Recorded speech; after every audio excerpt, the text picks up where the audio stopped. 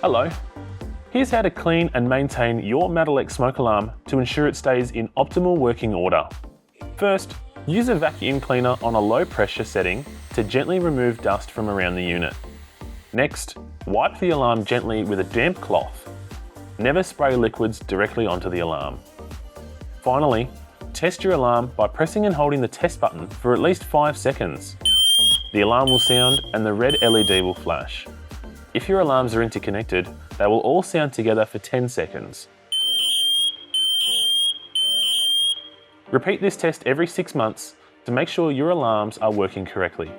We'd also recommend you regularly clean the alarms using the method I've outlined to ensure the alarms are working perfectly and you are always kept safe.